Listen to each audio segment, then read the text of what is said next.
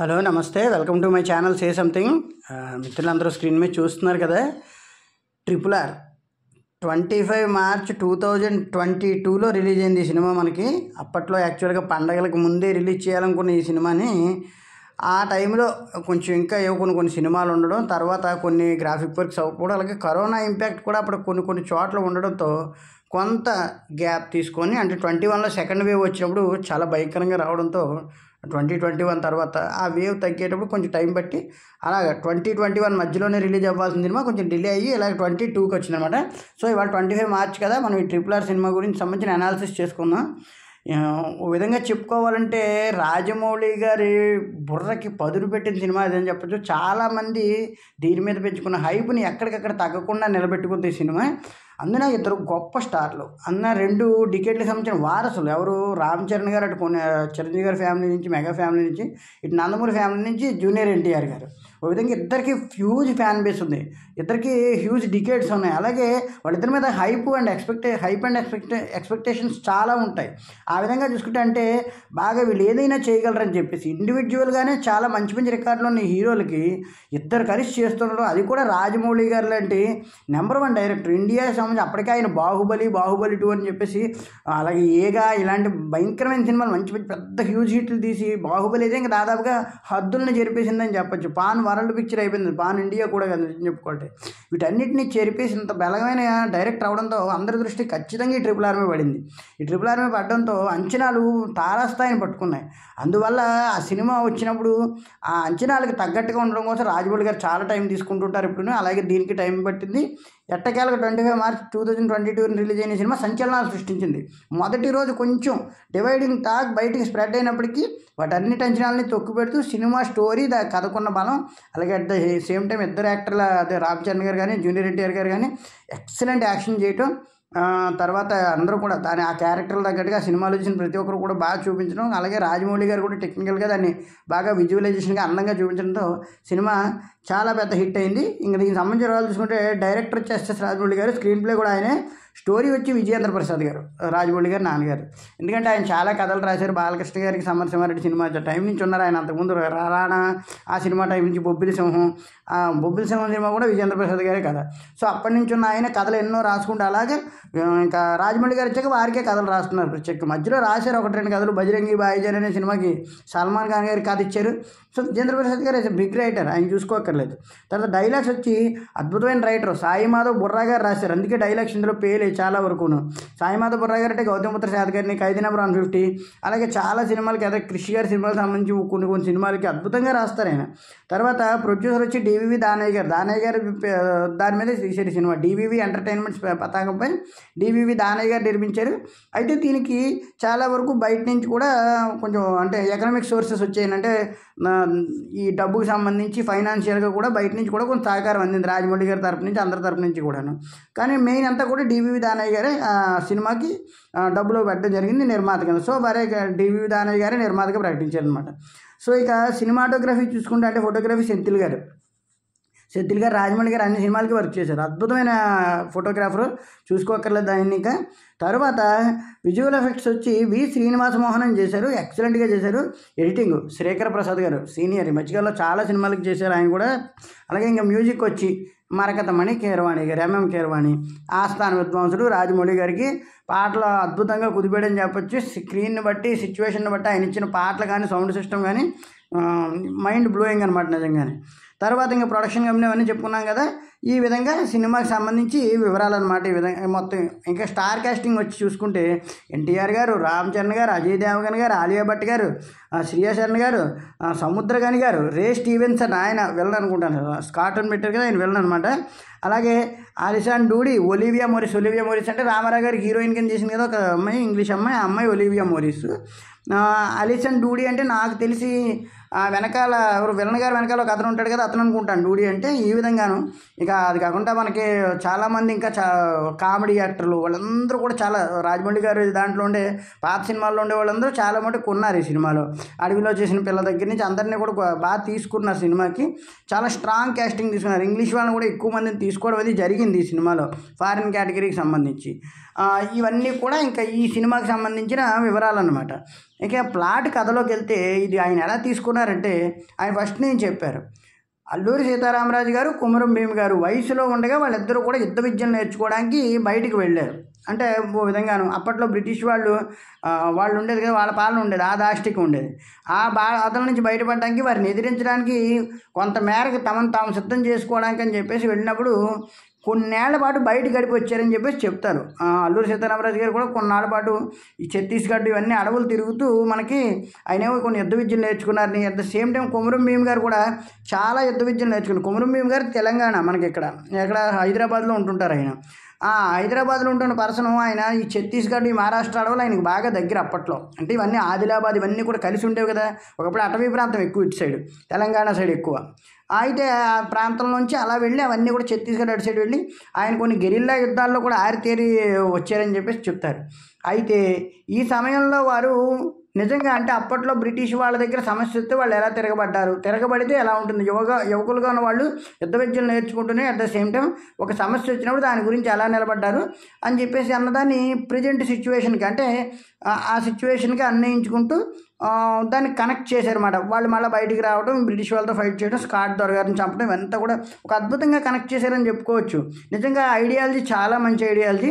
కొంతమంది చరిత్రకారులు విమర్శించినప్పటికీ ఇది సినిమాటిక్గా చూడాలని చెప్పేసి, అలాగే అందులో కొంత జోనర్కి వెళ్తున్నాను, మంచి జోనర్కి వెళ్ళడానికి తీసుకున్నానని చెప్పేసి ఆయన ముందరి నుంచే చెప్పేశారు తెలివిగా. లేకపోతే చాలా గొడవ అయ్యి ఉండేది. ఎందుకంటే అల్లూరి సీతారామరాజు ఈ టైంలో ఎలా చేయలేదు కదా, కొమరం భీమ్ ఎలా చేయలేదు కదా అని చెప్పేసి చరిత్రకారులు ఎలాగో విమర్శిస్తారు. కొంతమంది విమర్శించకపోయినప్పటికీ సోకాల్డ్ పీపుల్ చాలామంది ఉంటారు కదా, వాళ్ళు వచ్చేస్తారు లైన్లోకి. వచ్చారంటే ఇంక వాళ్ళ మాటలకు సమాధానం చెప్పడానికి కూడా ఉండదు మీడియా ప్రశ్నలకు. కానీ అందుకే ఆయన ఫస్ట్ నుంచి కూడా నేను ఒక ఊహాజనిత కథకి నిజమైన ప్రాణాన్ని ఇస్తున్నాను, అంటే నిజమైన కథలోనే ఒక ఊహాజనితమైన విషయాన్ని చూస్తున్నాను, 2 విధాలుగా చెప్పారు ఆయన. చెప్పినప్పుడు అందరికీ అర్థమైంది ఇది ఒక కల్పిత గాథ, కానీ దాన్ని కొంచెం అన్వయించుకుంటారు ఈయనని చెప్పేసి వాళ్ళకి అందరికీ అర్థం అవడంతో ఆ సినిమా ఆ విధంగా పట్టాలెక్కిందన్నమాట. ఇంక ఈ సినిమాకి సంబంధించిన వివరాలు చూసుకుంటే కనుక ప్లాట్ వివరాలు, స్కాట్ దొరగారు మామూలుగా ఒకనొక సందర్భంలో ఆదిలాబాద్ ఆ అడవులకు వస్తారు. ఆదిలాబాదు సంథింగ్ ఏదో ఒక అడవులకు బాగా మారుమూల అడవులకు వస్తారు ఆయన. ఎక్కడ మనకి ఇక్కడ ఈ ఏరియాలోనే చెప్పుకోవచ్చు. వచ్చినప్పుడు తెలంగాణ ఏరియాకి సంబంధించి అయి ఉండొచ్చు. వచ్చినప్పుడు ఆయన ఏం చేస్తారంటే అక్కడ ఒక అమ్మాయి పాట పాడుతూ సరదాగా ఆవిడకి ఎవరు బ్రిటిష్ రాణి ఉంటారు కదా, ఆ రాణి గారికి ఆవిడ ఏం చేస్తుందంటే ఇది ముగ్గు వేస్తుంటుంది. అంటే చెయ్యి మీద ఆర్ట్ వేయడంలో ఏం జరుగుతుందంటే రాణిగారు ఈ అమ్మాయి ఎవరో బాగుంది నాకు కావాలంటారు. అక్కడే మనకు పాట ఉంటుంది, కొమ్మ ఉయ్యాల కోన ఉయ్యాల అని చెప్పేసి చాలా బాగుంటుంది పాట. ఇదే పాటను కొమరం భీము అనే పాట, భీముడు అనే పాటలో కొద్దిగా లైన్ వాడుకున్నారు. ఈ పాట చాలా బాగుంటుంది. కొమ్మ ఉయ్యాల కోన ఉయ్యాల సాంగ్ అంతా అయిపోయి కదా, అంతా మనకి అడవి అంతా బాగా చూపిస్తారు. ఉన్నట్టుండి ఆవిడ ఈ అమ్మాయిని తీసుకుని వెళ్ళిపోదాం అనుకుంటారు అనమాట. తీసుకుని వెళ్ళిపోదాం అనుకున్నప్పుడు పాపం వాళ్ళు ఒప్పుకోరు. అంటే పాపం 5 రూపాయలు ఏదో డబ్బులు ఇచ్చేసి తీసుకుపోతుంటే పాపం ఆ వెనకాల పడుతుంది.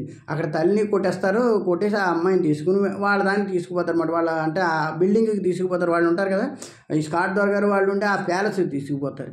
ఇంకా ఆ అమ్మాయిని అక్కడే జైల్లో ఉంచి రోజు వాళ్ళకి అవసరమైనప్పుడు వేయించుకోవడం, అదే డిజైన్ అది వేయించుకోవడం, ఆ అమ్మాయిని చూడడానికి వేరే వాళ్ళని పెడతారు. అయితే అక్కడ విశేషం ఏంటంటే అక్కడ స్కాట్ దొరగారికి సంబంధించిన వాళ్ళ అమ్మాయి ఎవరు రామారావు గారు సెకండ్ హాఫ్లో చూస్తారు కదా బ్రిటిష్ అమ్మాయిని, ఆ అమ్మాయిని బాగా చూస్తూ ఉంటుంది. ఆ డ్రెస్సులు కొనడం అన్నీని అది అక్కడితో ఇంకా అలాగ వెళ్ళిపోతారు అనమాట. ఇంకా అక్కడ ఆ తర్వాత ఏమవుతుందంటే ఆ పాప వెళ్ళిపోయాక మనకి టైటిల్ కొద్దిగా పడుతుంది, ఒక ఆర్ అని చెప్పేసి. ఫస్ట్ మనకి దాదాపుగా ఎవరో ఈయన రావటం, రామ్ చరణ్ గారు ఎంట్రన్స్ ఉంటుంది. రామ్ చరణ్ గారు ఎంట్రన్స్ బీభత్సంగా ఉంటుంది.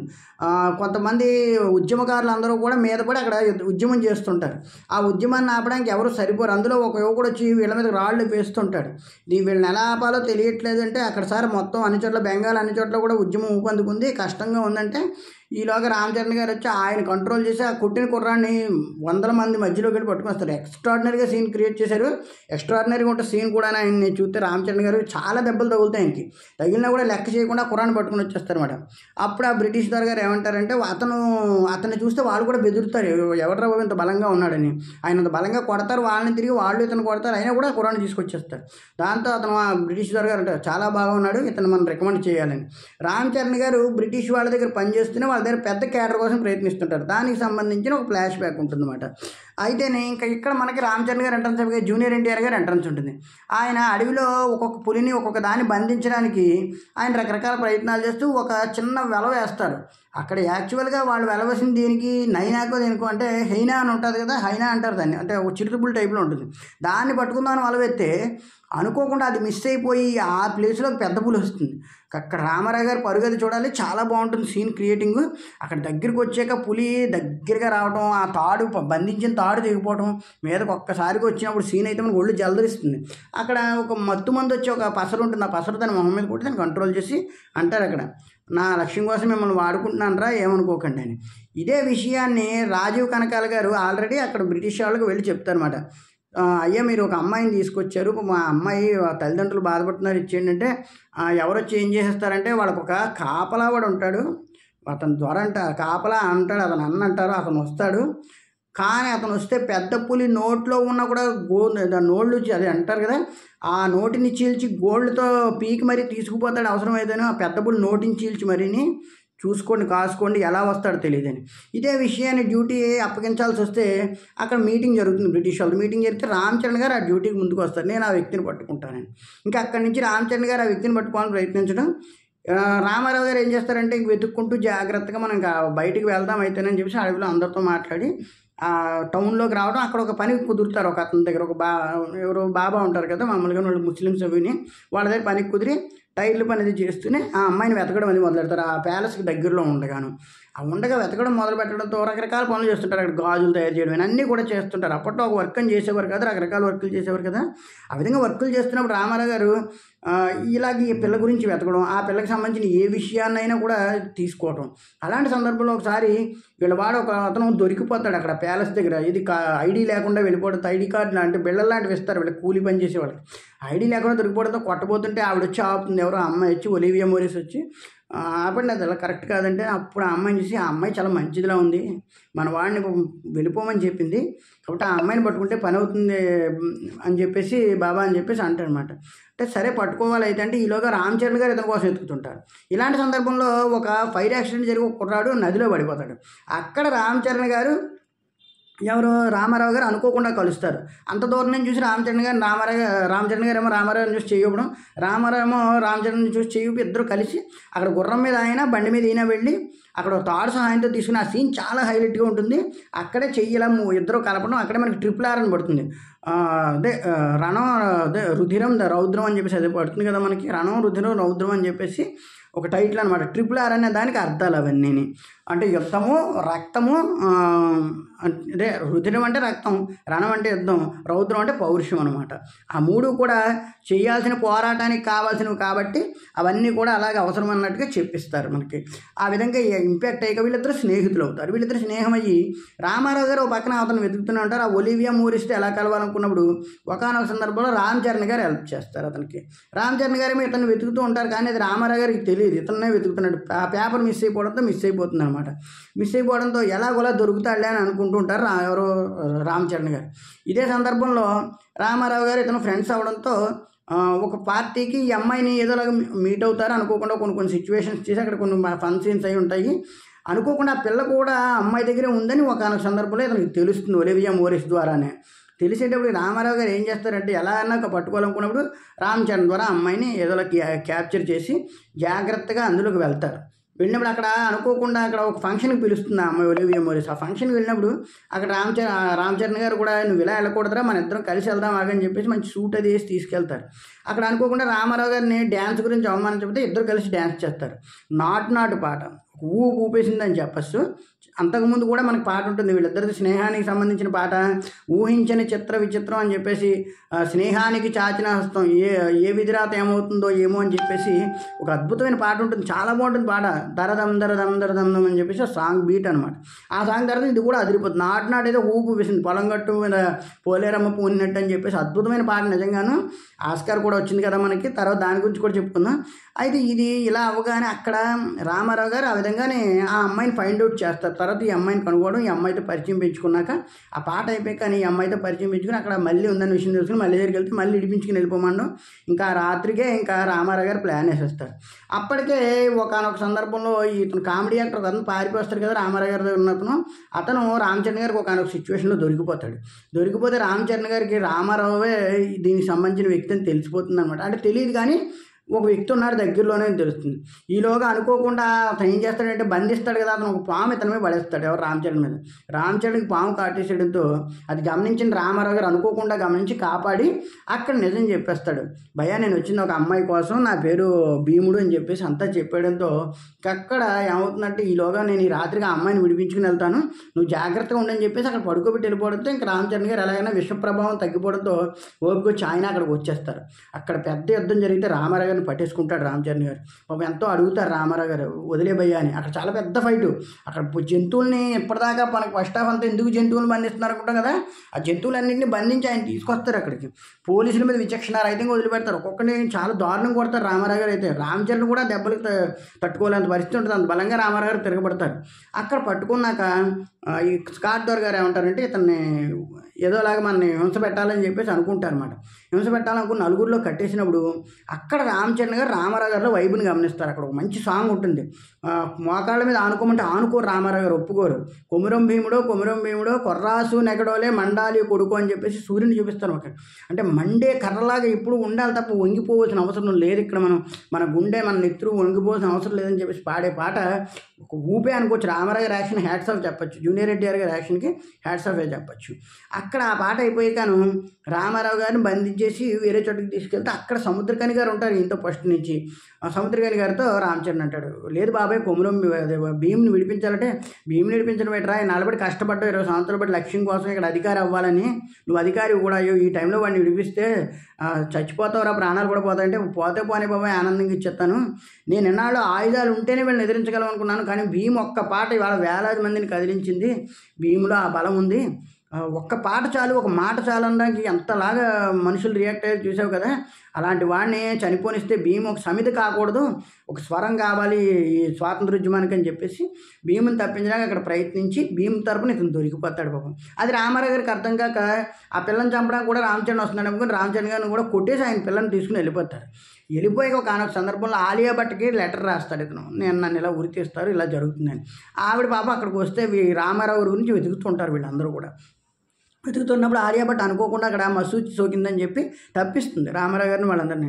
అప్పుడు అడుగుతాడు ఏం జరిగింది తల్లి అంటే అంతా చెప్పాక ఆ రోజు బాధపడతాడు.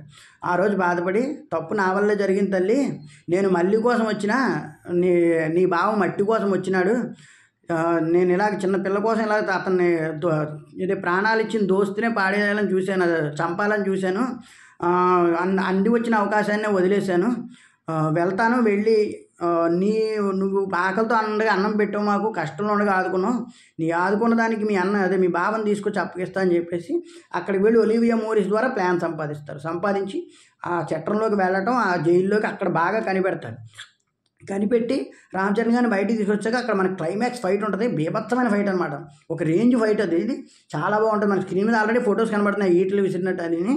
ఆ క్లైమాక్స్ కూడా అల్లూరి సీతారామరాజు డైలాగ్స్ కానీ కొమురం భీము ఫైట్ కానీ చాలా బాగుంటుంది. అల్లూరి సీతారామరాజు గారు అంటారు, అతని పేరు ఏదో ఉంటుంది రోతర్ఫోర్డ్ ఏదన్నా సంబంధించి అంటారన్నమాట, తల్లి గోదావరికి మాట ఇచ్చాను ఖచ్చితంగా కూడా గెలుస్తానని చెప్పేసి ఈరోజు మీ అంతం ఖాయమని చెప్పేసి అది చాలా బాగుంటాయి డైలాగ్స్ అన్నీ. రామచరణ్ గారు కూడా విశ్వరూపం ప్రదర్శించారు ఆ అల్లూరి సీతారామరాజు పాత్రలో.